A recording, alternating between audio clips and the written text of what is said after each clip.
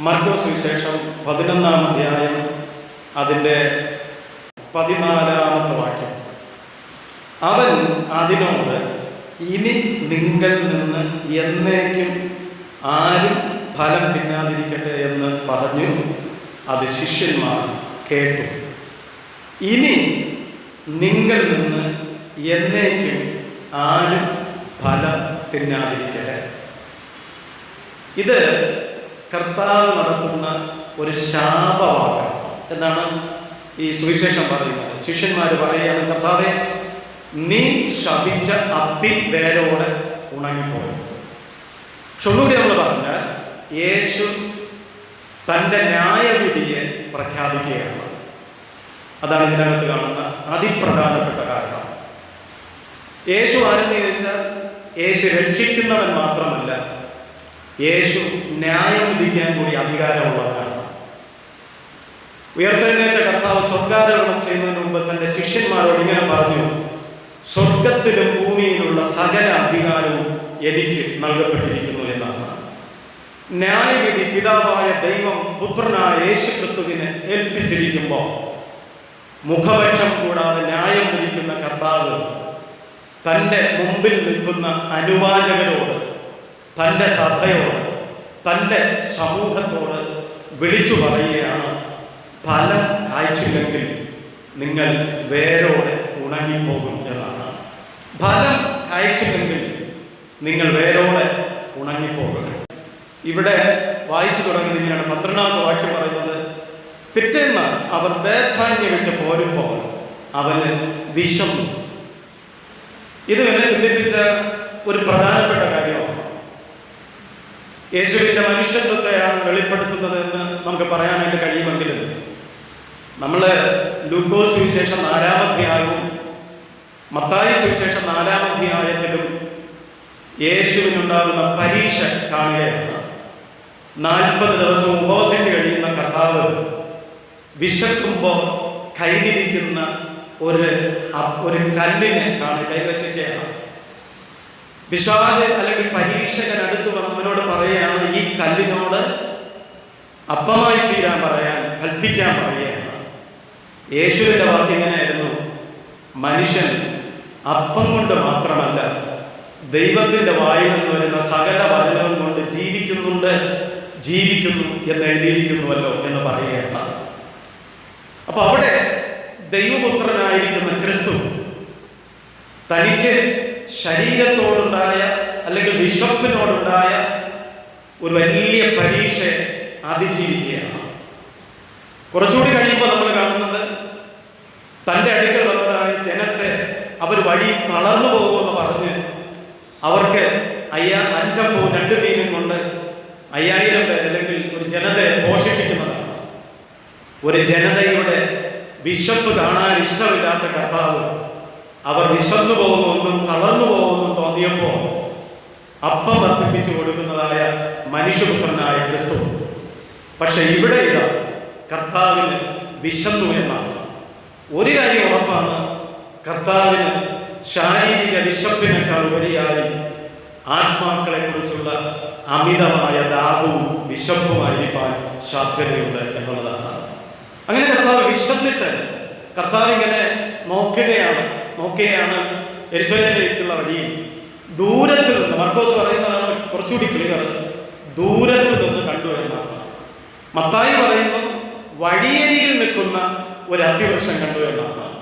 എന്നാൽ മർക്കോസ് സുവിശേഷകൻ വ്യക്തമായി പറയുകയാണ് 12-ാമത്തെ വാക്യത്തിൽ, ദൂരത്തു നിന്ന് കണ്ടു, അത്തിവൃക്ഷത്തെ ദൂരത്തു നിന്ന് കണ്ടു, വല്ലതും കണ്ടുകിട്ടുമോ എന്ന് വെച്ച് അതിൻ്റെ അടുക്കലേക്ക് ചെന്നു.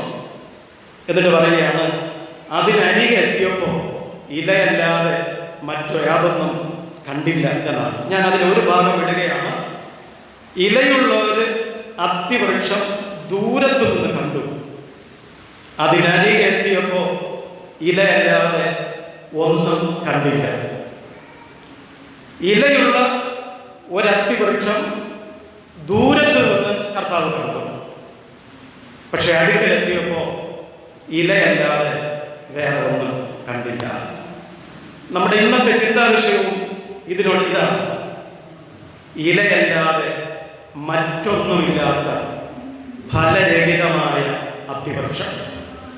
അതിനെ നോക്കിക്കൊണ്ടാണ് കർത്താവ് പറയുന്നത്, ഇനി നിങ്ങൾ നിന്നാരും ഒരു നാളും ഫലം അനുഭവിക്കാതിരിക്കട്ടെ. ഞാൻ എൻ്റെ ഭാവനയിൽ കാണുകയാണ്, കർത്താവ് ഇത് പറഞ്ഞത് നമുക്കറിയാം ഒരു അത്തിവൃക്ഷത്തോടാണെങ്കിലും ഈ വേദപുസ്തകത്തിനകത്ത് ഇതിനകത്തൊരു ആത്മീയ അർത്ഥമുണ്ട്. അന്ന് യേശു പറയാതെ പറയാൻ ശ്രമിച്ചത് യഹൂദ ജനതയെക്കുറിച്ചാണ്. യഹൂദ ജനതയെ ദൈവത്തിൻ്റെ സ്വന്തം ജനമായി വേദപുസ്തകം വിശദീകരിക്കുമ്പോൾ ഫലപ്രദമായ ഒരു വൃക്ഷമായിട്ടാണ് യെശയ്യാവിൽ ഈ ഇസ്രായേൽ ജനതയെ സൂചിപ്പിക്കുന്നത്. യേശു തന്നെ പറഞ്ഞു, അത്തി തളിർക്കുമ്പോൾ വേനൽ അടുത്തു എന്ന് നിങ്ങൾ അറിയുന്നുവല്ലോ. യഹൂദന്മാരെ കുറിച്ചാണ് പറഞ്ഞിരിക്കുന്നത്. അങ്ങനെയാണെങ്കിൽ ഇത് യഹൂദ ജനത്തോടുള്ള ദൈവത്തിൻ്റെ ഒരു സന്ദേശമായിരുന്നു.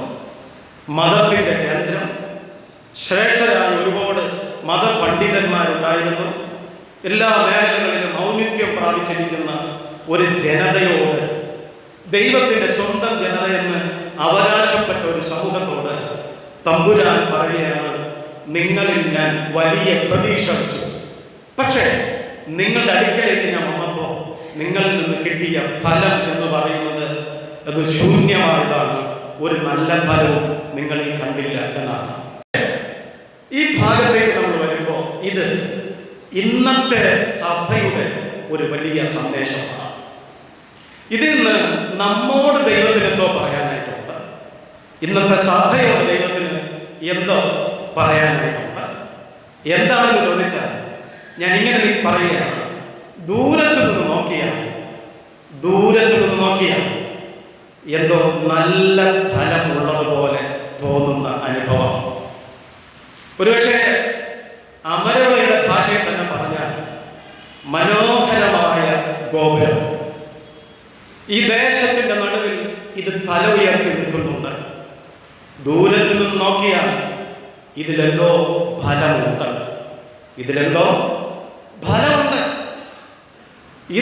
ഇതിനകത്തെന്തോ പ്രതീക്ഷ വയ്ക്കാൻ കൊള്ളാമെന്ന് കാണുന്ന ഒരാളിന് ഒരുപക്ഷെ തോന്നിയാൽ ഇതിൻ്റെ അടുക്കലേക്ക് ഇതിനകത്തേക്ക് വരുമ്പോ ഈ സഭ അതിൻ്റെ അർത്ഥത്തിൽ ഫലം പുറപ്പെടുവിക്കുന്നില്ല എങ്കിൽ തമ്പുരാൻ പറയുകയാണ്, ഫലരഹിതമായ അത്തിവൃക്ഷം പോലെയാണ് നാം ഓരോരുത്തരും എന്നാണ്. ഫലരഹിതമായ അത്തിവൃക്ഷം പോലെയാണ്. പുറത്തു നിന്ന് നോക്കുമ്പോൾ മനോഹരമാണ്, ആകർഷകത്വമുണ്ട്. ഇതിനകത്ത് എന്തെങ്കിലുമൊക്കെ നല്ല ഫലങ്ങൾ ഉണ്ടാകാനായി സാധ്യതയുണ്ട് എന്ന് തമ്പുരാൻ ചിന്തിച്ച് വിശപ്പടക്കാനും ദാഹം തീർക്കുവാനും ഇവിടെ വരുമ്പോൾ ഇതിനകത്ത് ഇലയല്ലാതെ വേറെ ഒന്നും കാണുന്നില്ലെങ്കിൽ തമ്പുരാൻ എന്ത് പറയാൻ കഴിയും? തമ്പുരാൻ ഒരുപക്ഷെ ശപിക്കുവാനല്ലാതെ, നമ്മെ നോക്കി ദുഃഖിക്കുവാനല്ലാതെ മറ്റൊന്നും ചെയ്യാൻ കഴിയാതെ പോകാൻ സാധ്യതയുണ്ട് എന്നുള്ളതാണ്. അപ്പോൾ ഇത് ഇല്ലാത്ത പ്രതീക്ഷ നൽകിയ ഒരു അത്തിവൃക്ഷമാണ്. ഇല്ലാത്ത പ്രതീക്ഷ നൽകിയ ഒരു അത്തിവൃക്ഷം. ഇതിനെ സംബന്ധിച്ച് ഇത് സഭയുടെ മനുഷ്യനിലെ കപട ആത്മീയതയെ സൂചിപ്പിക്കുകയാണ്. ഇത് സഭയുടെ ഇന്നത്തെ കപട ആത്മീയതയെ സൂചിപ്പിക്കുകയാണ്. ഒന്നുകൂടി പറഞ്ഞാൽ, ഇന്ന് സഭയുടെ എല്ലാ മേഖലകളിലും, നമ്മളൊരു പ്രത്യേക സഭയല്ല, എല്ലാ സഭകളുടെയും ആത്മീക മേഖലകളും നമ്മൾ ശ്രദ്ധിച്ചാൽ ഇന്ന് സഭ അതിൻ്റെ യഥാർത്ഥ അർത്ഥത്തിൽ നിന്ന് മാറിപ്പോയി എന്നുള്ളത് ഒരു യാഥാർത്ഥ്യമായ സംഭവമാണ്, ഒരു യാഥാർത്ഥ്യമാണ്. ഉപദേശമുണ്ട് സഭയ്ക്ക്, പക്ഷേ ജീവിതമില്ല. ശബ്ദം യാക്കോബിൻ്റേത്, കൈകൾ ഏശാവിൻ്റേത്. കിണ്ടിരണങ്ങളുടെ പുറമെടുപ്പ്, എന്നാൽ അതിനകത്ത് കവർച്ചയും അതിക്രമവും കൊണ്ട് നിറഞ്ഞിരിക്കുന്നതായ അവസ്ഥ. ഹൃദയം കൊണ്ട് വിശ്വസിക്കുന്നുണ്ട്, വായ കൊണ്ട് ഏറ്റുപറയുകയും ചെയ്യുന്നുണ്ട്, എന്നാൽ ജീവിതം കൊണ്ട് യേശുക്രിസ്തുവിനെ തള്ളിപ്പറയുന്നതായ അനുഭവങ്ങൾ. എന്നിലെ ഫലശൂന്യതയാണ് ഇതെല്ലാം ഇതെല്ലാം സൂചിപ്പിക്കുന്നത്. പ്രിയപ്പെട്ടവരെ, പേര് കൊണ്ട് ക്രിസ്ത്യാനികളായിരിക്കാം, പാരമ്പര്യം കൊണ്ട് ക്രിസ്ത്യാനികളായിരിക്കാം. പക്ഷേ ഈ കഷ്ടാനുഭവ ധ്യാന ചിന്തകളിൽ നമ്മളായിരിക്കുമ്പോൾ ഈ വിശുദ്ധ വാരത്തിൽ നമ്മിലേക്ക് നമ്മളൊന്ന് നോക്കണം. ജീവിതവും ഉപദേശവും തമ്മിൽ പൊരുത്തപ്പെട്ടു പോകുന്നുണ്ടോ? വാക്കുകളും പ്രവൃത്തികളും ഒരുപോലെ തന്നെയാണോ? ഹൃദയം കൊണ്ട് വിശ്വസിക്കുന്നതും വായ കൊണ്ട് ഏറ്റുപറയുന്നതുമാണോ നമ്മുടെ ജീവിതത്തിൽ വെളിപ്പെടുവാനായി കഴിയുന്നത്? പുറത്തുനിന്ന് നോക്കുന്ന ഒരാള് ഇതിനകത്തേക്ക് വരുമ്പോൾ എന്നിൽ നിന്ന് പുറപ്പെടുന്നത് യഥാർത്ഥത്തിൽ നല്ല ഫലമാണോ എന്നുള്ളത് നമ്മൾ ഇന്ന് അതിനെയാണ് ചിന്തിക്കേണ്ടത്. അങ്ങനെ ഒരു പ്രസംഗം കേട്ടിട്ട് വേണം നമ്മളിവിടെ നിന്ന് മടങ്ങിപ്പോകേണ്ടത്. അങ്ങനെ എന്നിലേക്ക് തിരിഞ്ഞു നോക്കുന്ന ഒരു രാത്രിയായിരിക്കട്ടെ. എന്താണ് ദൈവം സഭയിൽ നിന്ന് പ്രതീക്ഷിക്കുന്നതായിട്ടുള്ള ഫലങ്ങൾ? ഞാൻ ഒരുപാട് ഈ പകൽക്കാലം ചിന്തിച്ചു, കഴിഞ്ഞ രാത്രിയിൽ ഞാൻ ചിന്തിച്ചു, ദൈവമേ, എന്താണ് നീ പ്രതീക്ഷിക്കുന്ന ഫലം? എന്താണ് എന്നിലില്ലാതെ പോയത്? മത്തായി സുവിശേഷം 21-ാം അധ്യായം 3-ാമത്തെ വാക്യത്തിൽ ഇങ്ങനെ എഴുതിയിരിക്കുന്നു: നിങ്ങൾക്കെതിരെയുള്ള ഗ്രാമത്തിൽ ചെല്ലുകയും അവിടെ കെട്ടിയിരിക്കുന്ന ഒരു പെൺകഴുതയെയും അതിൻ്റെ കുട്ടിയെയും നിങ്ങൾ ഉടനെ കാണും, അവയെ അഴിച്ചു കൊണ്ടുവരികയും. അടുത്ത വാക്യം: നിങ്ങളോട് ആരാനും വല്ലതും പറഞ്ഞാൽ കർത്താവിന് ഇവയെ കൊണ്ട് ആവശ്യമുണ്ട് എന്ന് പറയും. നിങ്ങളോട് ആരെങ്കിലും വല്ലതും ചോദിച്ചാൽ കർത്താവിന് ഇവയെ കൊണ്ട് ആവശ്യമുണ്ട് എന്ന് പറയും. സംഭവം നമുക്കറിയാം. യേശു തന്റെ 2 ശിഷ്യന്മാരെ തങ്ങൾക്കെതിരെയുള്ള ഗ്രാമത്തിൽ, ബത്ഫാഗയ്ക്കും ബേഥാനിക്കും എതിരെയുള്ള ഒരു ഗ്രാമത്തിലേക്ക് പോവുകയാണ്. അവരെ പറഞ്ഞയക്കുമ്പോൾ കർത്താവ് പറഞ്ഞയക്കുകയാണ്, നിങ്ങൾ അവിടെ ചെല്ലുമ്പോൾ ഒരു കഴുതക്കുട്ടിയെ കെട്ടിയിരിക്കുന്നത് കാണും, നിങ്ങൾ അതിനെ അടിച്ചു കൊണ്ടുവരണം. നിങ്ങൾ അടിക്കുമ്പോൾ ചിലപ്പോൾ അതിൻ്റെ ഉടമസ്ഥൻ ചോദിക്കും, ഇതിന് എന്തിനാണ് അടിക്കുന്നത്? അപ്പൊ നിങ്ങൾ പറയണം, കർത്താവിന് ഇതിനെ കൊണ്ട് ആവശ്യമുണ്ട്. ഞാൻ ചിന്തിച്ചത് ഇങ്ങനെയാണ്, യഥാർത്ഥത്തിൽ ഈ കഴുതയുടെ ഉടമസ്ഥൻ യേശുവാണ്. അതുകൊണ്ടാണ് പറഞ്ഞത് കർത്താവിന് ഇതിനെ കൊണ്ട് ആവശ്യമുണ്ടെന്ന് പറഞ്ഞു. എന്നാൽ ഇപ്പോ ഇതിന്റെ ഉടമസ്ഥ അവകാശം വേറെ ആരോ ഒരാളിന്റെ കയ്യിലാണ്.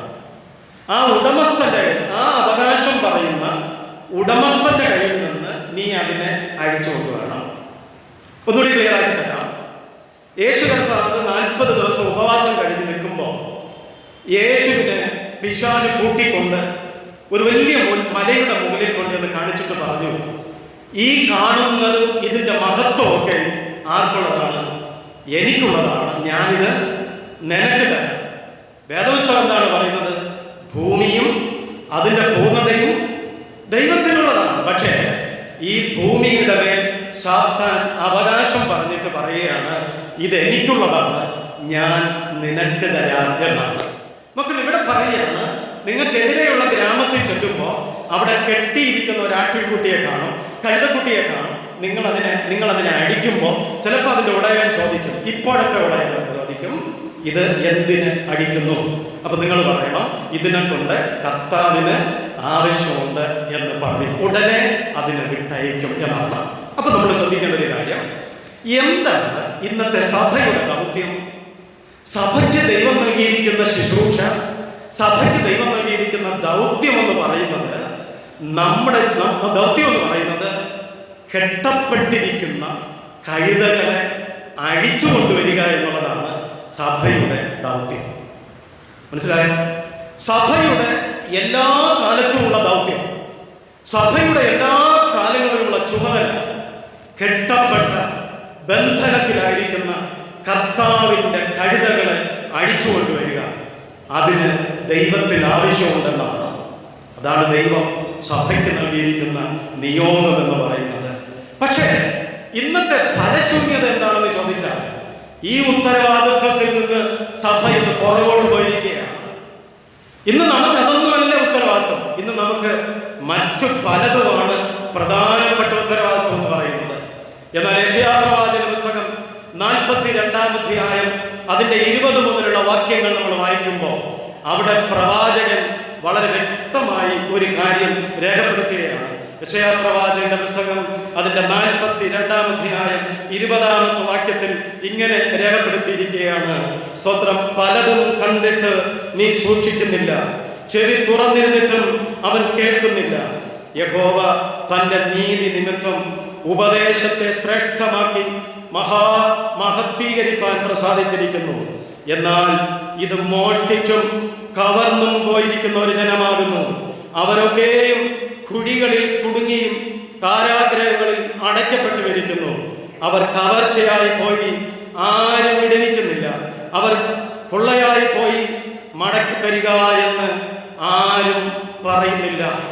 ചെവിയുണ്ടെങ്കിലും കേൾക്കാത്ത ഒരു ജനത, കണ്ണുണ്ടെങ്കിലും കാണാത്ത ഒരു ജനത. എന്റെ ജനം ഇടിവുകളിലേക്ക് പോയിരിക്കുകയാണ്, ബന്ധനത്തിൽ അകപ്പെട്ടിരിക്കുകയാണ്, പ്രവാസത്തിൽ അകപ്പെട്ടിരിക്കുകയാണ്. മടക്കി തരണമേ എന്ന് ദൈവത്തിന്റെ സന്നിധിയിൽ ഇടിവുകളിലിരുന്ന് പ്രാർത്ഥിക്കാനും അങ്ങനെ മടക്കി കൊണ്ടുവരുവാനും ഒരു ജനതയില്ല എന്നുള്ളത് ഇന്ന് സ്വർഗത്തിലെ ദൈവത്തിന്റെ ഒരു വലിയ വേദനയാണ്. ഞാൻ ചോദിക്കട്ടെ, ഒരു പള്ളിക്കകത്ത് ദൈവജനത്തിന്റെ പിന്മാറ്റത്തിൽ നിന്ന് മടക്കിക്കൊണ്ടുവരുവാൻ പ്രാർത്ഥിക്കുന്നവർ എത്ര പേരുണ്ട്? ഒരു കാലഘട്ടത്തിൽ സഭയ്ക്കകത്ത് വന്നിരുന്ന് പ്രാർത്ഥിക്കുന്ന അമ്മമാരുണ്ടായിരുന്നു. ഒരു കാലഘട്ടത്തിൽ കണ്ണുനീരോടുകൂടി പായ് വിരിച്ചിരുന്ന് ഭവനത്തിനകത്തിരുന്ന് പ്രാർത്ഥിക്കുന്ന പിതാക്കന്മാരുണ്ടായിരുന്നു. നമുക്കിന്ന് അത് കൈമോശം സംഭവിച്ചിരിക്കുന്നു. നഷ്ടപ്പെട്ടു പോയതിനെ ഓർത്തുള്ള ആത്മഭാരം നമുക്ക് നഷ്ടപ്പെട്ടിരിക്കുന്നു എന്നുള്ളതാണ് ഇന്നത്തെ ഏറ്റവും വലിയ പിന്മാറ്റത്തിന്റെ കാരണം, ഫലശൂന്യതയുടെ കാരണം. എന്റെ പ്രിയപ്പെട്ട ദൈവത്തിന്റെ കുഞ്ഞുങ്ങളെ, പ്രാർത്ഥനയുടെ ഇടിവുകളിൽ കയറിപ്പോയി കൊള്ളയായി പോയ എന്റെ ജനത്തെ മടക്കി തരണമേ എന്ന് പ്രാർത്ഥിക്കുന്ന ഒരു ജനത്തെ ഓർത്ത് അതിനുവേണ്ടി ദൈവം തമ്പുരാൻ കാത്തിരിക്കുകയാണ്. നമുക്ക് ആത്മഭാരമുണ്ടോ? ഇന്ന് ഫലമുണ്ടോ? നമുക്ക് നമ്മുടെ ജീവിതത്തിലൊക്കെ നമ്മളാ ചിന്തിക്കുന്നത്, അയമൊക്കെ എനിക്കൊരു കുറവുമില്ല, അതിന് മറ്റുള്ളവർക്കില്ലെങ്കിൽ എനിക്കെന്താ? ഞാൻ മനസ്സിലാക്കുന്നത്, അമരവിള CSI സഭ ദക്ഷിണ കേരള മഹായിടവയില് മിഷണറിമാരെ സ്പോൺസർ ചെയ്യുന്നതിൽ ഏറ്റവും മുമ്പിൽ നിൽക്കുന്ന ഒരു സഭയാണ്. ഞാൻ അതിനോർത്ത് ദൈവത്തെ സ്തുതിക്കുന്നു. മാസം തോറും നിങ്ങൾ ലക്ഷങ്ങൾ സുവിശേഷ വേലയ്ക്ക് വേണ്ടി കൊടുക്കുന്നതിൽ എനിക്ക് സന്തോഷമുണ്ട്. പക്ഷേ 5000 രൂപയോ അല്ലെങ്കിൽ 100 രൂപയോ 1000 രൂപയോ 5000 രൂപയോ കൊടുക്കുമ്പോൾ എന്റെ സുവിശേഷ ദൗത്യം തീർന്നോ? എന്റെ ഉത്തരവാദിത്വം തീർന്നോ? ഞാൻ പലപ്പോഴും തൃപ്തി അടയുന്നത് മാസം തോറും സുവിശേഷ വേലയ്ക്ക് വേണ്ടി 100 200 കൊടുക്കുമ്പോൾ ഞാൻ വലിയ ദൈവവേല ചെയ്യുന്നുണ്ടല്ലോ എന്നാണ്. എന്റെ കുഞ്ഞെ, ദൈവത്തിന് വേണ്ടി ദൈവത്തിന്റെ സന്നിധിയിൽ ഇടിവിൽ നിന്ന് ഉപവസിച്ചും പ്രാർത്ഥിച്ചും നഷ്ടപ്പെട്ടു പോയ കെട്ടപ്പെട്ടിരിക്കുന്ന ഒരു ജനത്തിനു വേണ്ടി കരയുക എന്ന് പറയുന്നത് നീ കൊടുക്കുന്ന പണത്തേക്കാൾ വിലയുള്ളതാണ്. നമുക്ക് ചങ്കുറപ്പോടെ പറയാൻ കഴിയും, ഞാൻ സുവിശേഷ വേലയ്ക്ക് വേണ്ടി എൻ്റെ സമയം വേർതിരിക്കുകയാണ്. നഷ്ടപ്പെട്ട ആത്മാക്കളെ കുറിച്ചുള്ള ബോധം എനിക്കുണ്ട്. ഞാൻ കരയുന്നുണ്ട്, ഉപവസിക്കുന്നുണ്ട്. ജീവിതത്തിൽ കണ്ണുനീരുണ്ടായിരുന്നപ്പോൾ, ദാരിദ്ര്യം ഉണ്ടായിരുന്നപ്പോൾ പ്രാർത്ഥിക്കാൻ സമയമുണ്ടായിരുന്നു. നമ്മുടെ മക്കൾക്ക് അനുസരണയില്ലാതെ പോയപ്പോൾ, ഭർത്താവ് മദ്യപാനിയായപ്പോൾ, വീട്ടിനകത്ത് ദാരിദ്ര്യവും പട്ടിണിയും കൊടികുട്ടി വാഴിയപ്പോൾ, പള്ളിക്കകത്ത് ആരാധന ഉണ്ടെങ്കിൽ ഞാനവിടെ ഉണ്ടായിരുന്നു. ഇന്ന് ഫലമുള്ള അർത്ഥമുള്ള ജീവിതമാണ് നയിക്കുന്നത്. തമ്പുരാൻ പറയുകയാണ്, നിന്നെ ദൂരത്തുനിന്ന് കണ്ടപ്പോ എനിക്ക് വലിയ പ്രതീക്ഷ ഉണ്ടായിരുന്നു, പക്ഷെ നിന്റെ അടുക്കലേക്ക് വന്നപ്പോ ഇലയല്ലാതെ വേറെ ഒന്നുമില്ല. അതിനെ അഴിച്ചുകൊണ്ടുവരികയും 21-ാം നൂറ്റാണ്ടിൽ ഈ ലോക്ക്ഡൗൺ കാലഘട്ടത്തിൽ ഈ വിശുദ്ധ വാരത്തിൽ തമ്പുരാൻ നമ്മോട് പറയുകയാണ്, ചിലതിനെ അഴിക്കാനാണ് ദൈവം ഈ വിശുദ്ധ വാരം നിനക്ക് തന്നിരിക്കുന്നത്. പ്രിയ ദൈവത്തിൻ്റെ കുഞ്ഞുങ്ങളെ, പിശാചിന്റെ പ്രവൃത്തികളെ അഴിപ്പാനാണ് യേശു ഈ ലോകത്തിലേക്ക് വന്നത്. എന്നെ നിങ്ങളെയും വിളിച്ചിരിക്കുന്നത് ചില ബന്ധനത്തിൽ ഇരിക്കുന്നവരെ അഴിക്കാനാണ്. കർത്താവ് ഈ ലോകത്തിൽ കാൽവരി ക്രൂശിൽ ഈ ലോകത്തിൽ വന്ന് കാൽവരിയിൽ യാഗമായ എന്തിനാണ്? പിശാചിന്റെ പ്രവൃത്തികളെ അഴിപ്പാനാണ്. ദൈവം അതേ നിയോഗം എനിക്ക് നിങ്ങൾക്ക് തന്ന് ഈ ഭൂമിയിൽ ദൈവം ആക്കിയിരിക്കുകയാണ്. അതാണ് നമുക്ക് തന്നിരിക്കുന്ന ഒരു പ്രധാനപ്പെട്ട കാര്യം എന്ന് പറയുന്നത്. അപ്പോൾ നമ്മുടെ ജീവിതത്തിൽ സ്തോത്രം, ദൈവം പറയുകയാണ് സഭയുടെ യഥാർത്ഥ ആത്മീക ദൗത്യത്തിൽ നിന്നും പുറകിലോട്ട് പോയിരിക്കുന്നു എന്നുള്ളത്, ആ ദൗത്യത്തിൽ നിന്ന് അവർ മാറിക്കളഞ്ഞിരിക്കുന്നു എന്നുള്ളതാണ് അവിടെ ഫലശൂന്യയുടെ ഒന്നാമത്തെ കാര്യം എന്ന് പറയുന്നത്. രണ്ട്, ഞാൻ മറ്റൊരു കാര്യം കൂടി പറയാൻ ആഗ്രഹിക്കുന്നത് മത്തായി സുവിശേഷം തന്നെ 21-ാം അധ്യായം അതിൻ്റെ 13-ഉം 14-ഉം വാക്യങ്ങൾ നിങ്ങളുടെ ശ്രദ്ധയിൽ കൊണ്ടുവരികയാണ്. വിശുദ്ധ മത്തായി എഴുതിയ സുവിശേഷം 21-ാം അധ്യായം 13-ഉം 14-ഉം വാക്യങ്ങൾ നമ്മൾ കഴിഞ്ഞ ആഴ്ച ഞായറാഴ്ച ഇന്നലെ നിങ്ങൾ ചിന്തിച്ചിരിക്കാൻ സാധ്യതയുണ്ടെങ്കിലും ഒന്നുകൂടി നമ്മൾ വീണ്ടും ചിന്തിക്കുകയാണ്. അവിടെ എങ്ങനെ എഴുതിയിരിക്കുകയാണ്? എൻ്റെ ആലയം പ്രാർത്ഥനാലയം എന്ന് വിളിക്കപ്പെടുന്നു. നിങ്ങൾ എന്നിട്ട് എന്താ പ്രാർത്ഥനാലയം എന്ന് എഴുതിയിരിക്കുന്നു, നിങ്ങളോ അതിനെ കള്ളന്മാരുടെ ഗുഹയാക്കി തീർത്തിരിക്കുന്നെന്ന് പറഞ്ഞു. കുരുടന്മാരും മുടന്തന്മാരും ദൈവാലയത്തിൽ അവൻ്റെ അടുക്കൽ വന്നു, അവൻ അവരെ സൗഖ്യമാക്കി. ശ്രദ്ധിക്കണം, ഇതൊരു വിരോധാഭാസം പോലെ തോന്നുന്നില്ലേ? ഒരു ഭാഗത്തെ കർത്താവ് വിൽക്കുന്നവരെയും വാങ്ങുന്നവരെല്ലാം പുറത്താക്കി. യേശു പറയുകയാണ് എൻ്റെ ആലയം പ്രാർത്ഥനാലയം എന്ന് വിളിക്കപ്പെടും.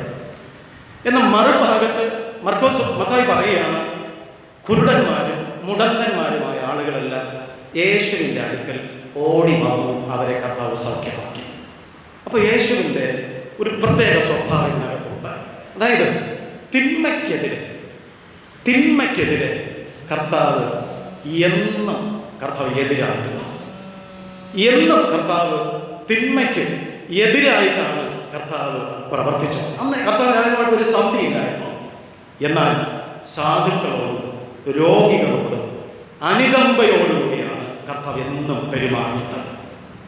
തിന്മയോട്, അനീതിയോട്, പാപപ്രവൃത്തികളോട് യേശു എന്നും സന്ധിയില്ലാതെ പോരാടി.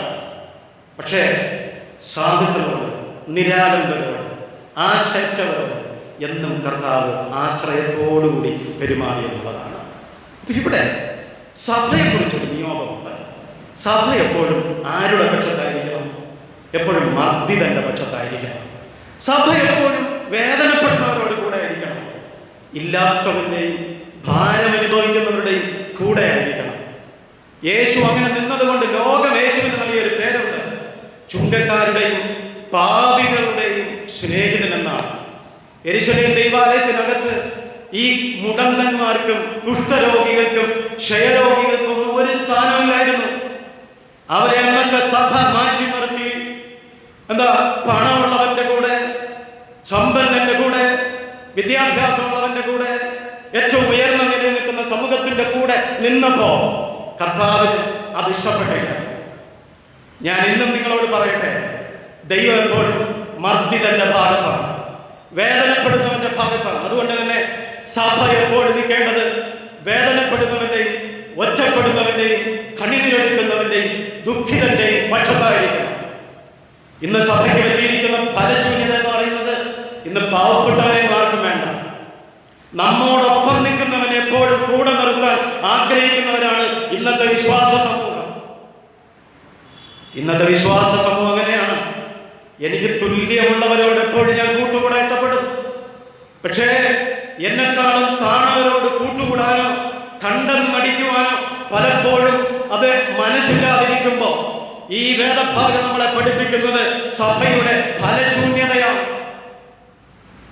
എത്രമാത്രം നമ്മൾ പുറമോടിയിൽ ഭംഗിയുള്ളവരെന്ന് തോന്നിയാലും വേദനപ്പെടുന്നവന്റെ കൂടെ നമ്മൾ എപ്പോഴും നിൽക്കണം.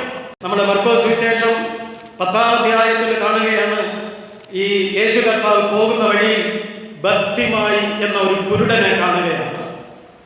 അവൻ വഴിയരികെ ഭിക്ഷയാചിച്ചുകൊണ്ടിരിക്കുന്നവനാണ്.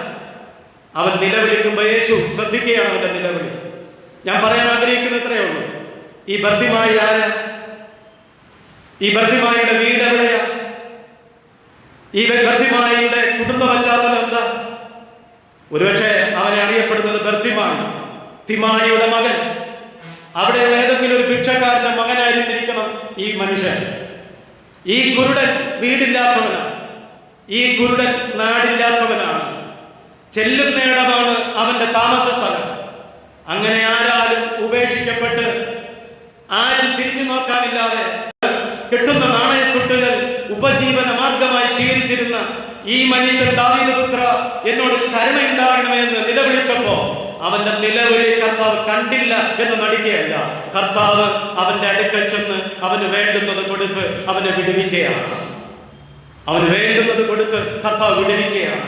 18 വർഷക്കാലം കൂനിയായിരുന്ന ഒരമ്മ ആ ദൈവാലയത്തിൽ എന്നും ആരാധനയ്ക്കുണ്ടായിരുന്നു. മതപുരോഹിതന്മാർ പ്രസംഗിക്കാനുണ്ടായിരുന്നു. ഈ സ്ത്രീ കൂനിയായെങ്കിൽ അത് ദൈവഹിതമാണ്, നീ അനുഭവിച്ചോളണമെന്ന് പറഞ്ഞ് അവളെ സമാധാനിപ്പിച്ചപ്പോ അവളിൽ ഉണ്ടായിരുന്ന ഒരു പൈശാചിക ശക്തിയാണ് ഈ സ്ത്രീയുടെ കൂനിന് കാരണമെന്ന് കണ്ടെത്തി അവളെ നിവർത്തി നിർത്തുന്നത് യേശുവാണ്. ഇന്നും സഭയ്ക്ക് കഴിയണം. നമ്മുടെ ചുറ്റുപാടിനകത്ത് അനേകം പേര് തല നിവർത്താൻ കഴിയാതെ അപമാന ഭാരങ്ങളാലും രോഗങ്ങളാലും വേദനകളാലും തല താഴ്ത്തി നിൽക്കുന്നവരുണ്ട്. അവിടെ അടുക്കൽ ചെല്ലാൻ, അവർക്ക് സാന്ത്വനം കൊടുക്കാൻ, അവരെ കൈപിടിച്ചെഴുന്നേൽപ്പിക്കാൻ, ഞങ്ങൾ നിന്നോടൊപ്പം ഉണ്ട് എന്ന് പറഞ്ഞ് ധൈര്യപ്പെടുത്തുക കഴിയുന്നിടത്താണ് സഭ ഫലം കായ്ക്കുന്നത്.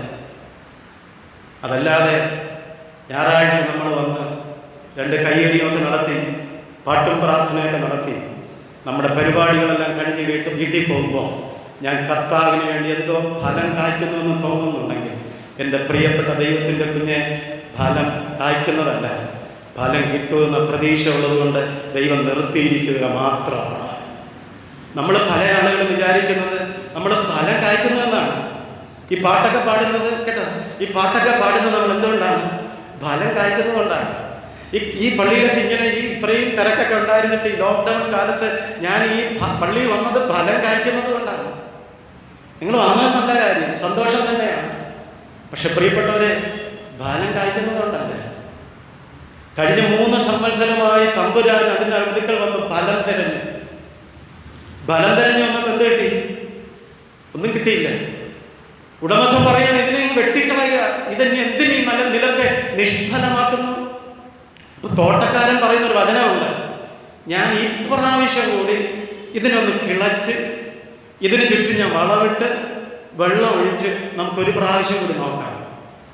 അപ്പൊ ഫലം കായ്ച്ചതുകൊണ്ടാണോ ഇതിന് വെള്ളവും വളവും പിന്നെയും കൊടുത്തത്? ഫലം കായ്ച്ചതുകൊണ്ടല്ലേ.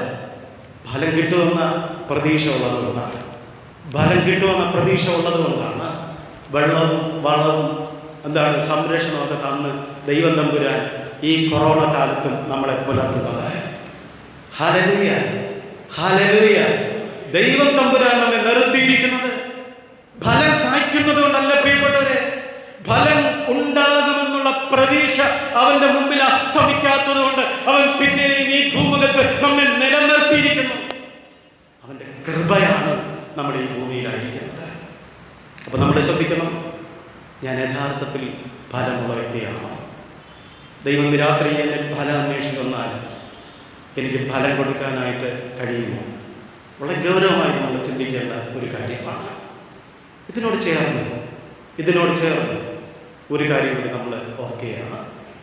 ഈ യെരൂശലേം ദൈവാലയത്തിലേക്ക് കർത്താവ് പ്രവേശനം നടത്തുമ്പോൾ കഴുതപ്പുറത്ത് യാത്ര ചെയ്യുന്നതായ യേശുവിനെ കുറിച്ച് പ്രവാചകൻ പറയുന്നൊരു കാര്യം മത്തായി രേഖപ്പെടുത്തിയിരിക്കുകയാണ്. മത്തായി സുവിശേഷം 21-ാം അധ്യായം 4-ാമത്തെ വാക്യം, സീയോൻ പുത്രിയെ, ഇതാ നിന്റെ രാജാവ്, ഇതാ നിന്റെ രാജാവ് സൗമ്യനായി നിന്റെ അടുക്കൽ വരുന്നു. ഇതാ നിന്റെ രാജാവ് സൗമ്യനായി നിന്റെ അടുക്കൽ വരുന്നു. പ്രിയപ്പെട്ടവരെ, യേശു നമ്മുടെ അടുക്കൽ വന്നിരിക്കുകയാണ്. സൗമ്യനായി താഴ്മയായി നമ്മുടെ അടുക്കലേക്ക് കർത്താവ് വന്നിരിക്കുകയാണ്. നമുക്ക് ഈ യേശുവിനെ വേണമെങ്കിൽ സ്വീകരിക്കാം, വേണമെങ്കിൽ തിരസ്കരിക്കാം. ഈ യേശുവിനോട് വേണമെങ്കിൽ നമുക്ക് പറയാം, നീ ഞങ്ങൾക്ക് രാജാവായിരിക്കുന്നത് സമ്മതമല്ല. വേണമെങ്കിൽ പറയാം, കർത്താവെ, നീ എൻ്റെ ജീവിതത്തിൻ്റെ രാജാവും കർത്താവുമായി വാഴണമേ. നമ്മുടെ ജീവിതത്തിൽ യേശു ക്രിസ്തുവിനെ കൈക്കൊണ്ടുകൊണ്ട് മടങ്ങിപ്പോകാനായിട്ട് കഴിയുമോ? ഈ യേശുവിനെ നമുക്ക് വേണോ? ഇന്നത്തെ സഭയ്ക്ക് പറ്റിയിരിക്കുന്ന മറ്റൊരു തകർച്ച ഇതിനകത്തുണ്ട്. ഈ സഭ എന്ന് ഞാൻ പറയുമ്പോൾ ഇതൊരു ജനറലൈസ് ചെയ്ത് പറയുകയാണ്. അതിനകത്ത് ഇൻഡിവിജ്വലായി നമ്മളെല്ലാവരും ഉണ്ടാകും. ഈ സഭയ്ക്ക് പറ്റിയിരിക്കുന്ന ഇന്നത്തെ ഒരു വലിയ പരാജയം, ഇന്ന് ബഹുഭൂരിപക്ഷ ആളുകൾക്കും യേശുവിൽ നിന്ന് ലഭിക്കുന്ന അനുഗ്രഹങ്ങൾ വേണം, രോഗസൗഖ്യം വേണം, അത്ഭുതങ്ങൾ വേണം, വിടുതലുകൾ വേണം, സമാധാനം വേണം, എല്ലാം ഭൗതികമായിട്ടുള്ള എല്ലാ നന്മകളും നമുക്ക് വേണം. പക്ഷേ യേശുവിനെ മാത്രം ഇന്നാളുകൾക്ക് വേണ്ട. യേശുവിനെ വേണ്ട. യേശുവിൽ നിന്ന് ലഭിക്കുന്നതായിട്ടുള്ള അനുഗ്രഹങ്ങൾ മതി. അതാണ് ഇന്നത്തെ പഠിപ്പിക്കലുകളും ഇന്നത്തെ നമ്മുടെ ചിന്തകളുമൊക്കെ. പ്രിയപ്പെട്ടവരെ, അനുഗ്രഹമുണ്ട്, സൗഖ്യമുണ്ട്, വിമോചനങ്ങളും വിടുതലുകളുണ്ട്, അതൊരു ഭാഗമാണ്. പക്ഷേ അതിനേക്കാളെല്ലാം അപ്പുറമായി യേശു ക്രിസ്തുവിനെ പിന്തുടരുന്ന ഒരു ദൈവപൈതലിന്റെ ജീവിതത്തിൽ ക്രൂശുണ്ട്, ക്രൂശനുഭവങ്ങളുണ്ട്. അതില്ലാതെ ഒരിക്കലും യേശു ക്രിസ്തുവിനെ നമുക്ക് പിന്തുടരാനായിട്ട് സാധ്യമല്ല. സത്യമായിട്ട് യേശു ക്രിസ്തുവിനെ നമ്മൾ പിന്തുടരുന്നുണ്ടെങ്കിൽ നമ്മുടെ ജീവിതത്തിൽ ചില ക്രൂശനുഭവങ്ങളുണ്ടാകും. അത് വഹിക്കാനുള്ള ശക്തിയും ദൈവം തരുമെന്നുള്ളതിന് യാതൊരു സംശയവുമില്ല. അതുകൊണ്ട് ഈ കാലഘട്ടത്തിൽ സഭയ്ക്ക് പറ്റിയിരിക്കുന്ന മറ്റൊരു അപജയം എന്ന് പറയുന്നത്, സഭ ഇന്ന് നന്മകളുടെയും അനുഗ്രഹങ്ങളുടെയും പുറകെ പോകുമ്പോൾ ഈ അനുഗ്രഹങ്ങളും നന്മകളും തരുന്ന ദൈവത്തെ വേണ്ട എന്ന് പറഞ്ഞ് ഉപേക്ഷിച്ചിരിക്കുന്നു എന്നുള്ളതാണ്. ഫലശൂന്യത അവിടെയാണ്. നമ്മൾ ഏറ്റെടുത്തുകൊണ്ട് പോകേണ്ടത് നമ്മുടെ അടുക്കലേക്ക് സൗമ്യനായി വരുന്ന, ജയശാലിയായി വരുന്ന ഈ യേശു ക്രിസ്തുവിനെ ഹൃദയത്തിൽ ഏറ്റുകൊണ്ട് പോകേണ്ടതാണ്. അവൻ നമ്മുടെ കൂടെ ഉണ്ടെങ്കിൽ, അവൻ നമ്മുടെ ജീവിതത്തിലുണ്ടെങ്കിൽ നമ്മുടെ ജീവിതം അനുഗ്രഹമാണ്, നമ്മുടെ ജീവിതം വിജയമാണ്, നമ്മുടെ ജീവിതത്തിൽ ദൈവത്തിൻ്റെ മഹത്വം അനുഭവിക്കാനായിട്ട് കഴിയും. കർത്താവ് നമ്മോട് കൂടെ ഉണ്ടെങ്കിൽ, കർത്താവ് നമ്മോട് കൂടെ ഉണ്ടെങ്കിൽ അതെത്ര സന്തോഷമുള്ള കാര്യമാണ്, എത്ര അനുഗ്രഹിക്കപ്പെട്ട കാര്യമാണ്. പ്രിയപ്പെട്ടവരെ, നമുക്ക് യേശുവിനെ കൂടെ നമ്മുടെ ജീവിതത്തിലേക്ക് ഏറ്റുകൊണ്ട് പോകാനായി കഴിയുമോ? ഈ യേശുവിനെ നമ്മുടെ ജീവിതത്തിൽ നമുക്ക് സ്വീകരിച്ചു കൊണ്ടുപോകാനായിട്ട് കഴിയുമോ? ദൈവത്തെ നമ്മുടെ പക്ഷത്ത് ചേർത്ത് നിർത്താനായിട്ട് കഴിയുമോ?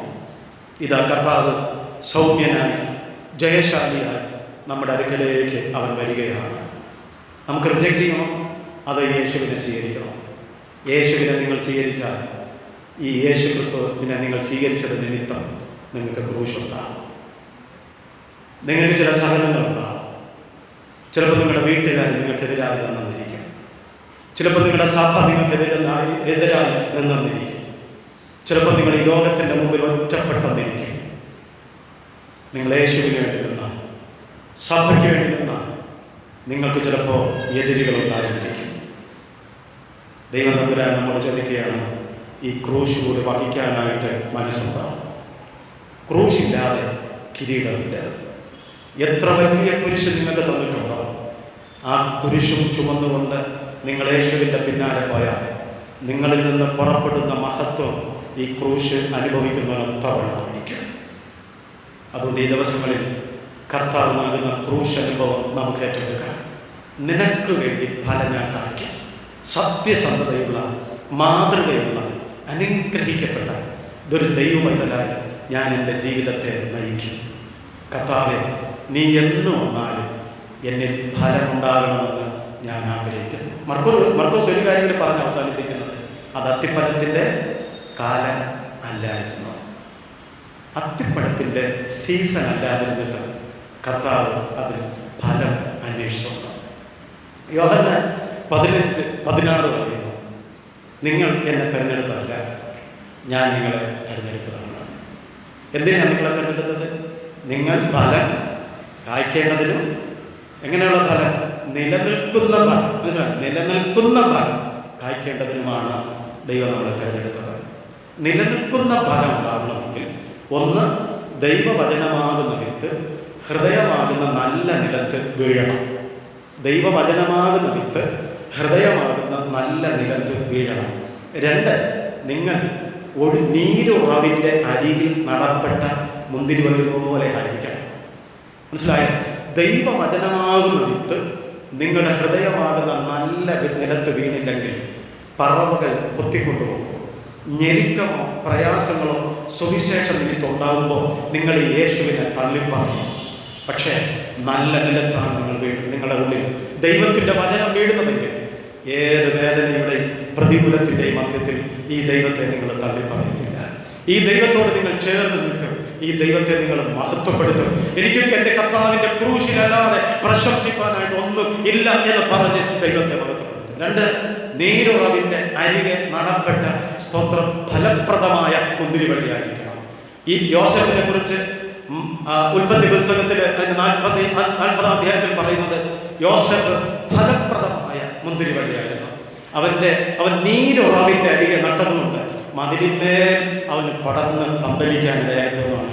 ഏതാണ് ഈ ഒഴുക്ക് വെള്ളം? ഈ നീരുറവ് ദൈവത്തിൻ്റെ പരിശുദ്ധാത്മാവാകുന്ന നീരുറവാണ്. ദൈവത്തിൻ്റെ പരിശുദ്ധാത്മാവാകുന്ന നീരുറവ് നമ്മിൽ ഒഴുകാനായി തുടങ്ങുമ്പോൾ നമ്മിൽ നിന്ന് ദൈവത്തിൻ്റെ ഫലം ഒഴുകാൻ തുടങ്ങും. നമ്മിൽ നല്ല ഫലങ്ങളുണ്ടാവും. മാസം തോറും പുതിയ ഫലം ഉണ്ടാവും. നമ്മൾ പോകുന്നിടത്തൊക്കെ ഫലം പുറപ്പെടുവിച്ചുകൊണ്ടിരിക്കും. നമ്മുടെ ജീവിതം ഫലരഹിതമല്ല. കർത്താവ് നോക്കുമ്പോൾ പുതിയ ഫലങ്ങൾ ഉണ്ടായിക്കൊണ്ടിരിക്കും. അങ്ങനെ ഈ വർഷത്തെ നമ്മുടെ ഈ ധ്യാനാരാധനയുടെ പ്രാരംഭ രാത്രി ദൈവത്തിൻ്റെ ആത്മാവ് നമ്മെ ഓർമ്മിപ്പിക്കുകയാണ്. നിങ്ങളിൽ നിന്ന് എന്നും ഫലമുണ്ടാവണം.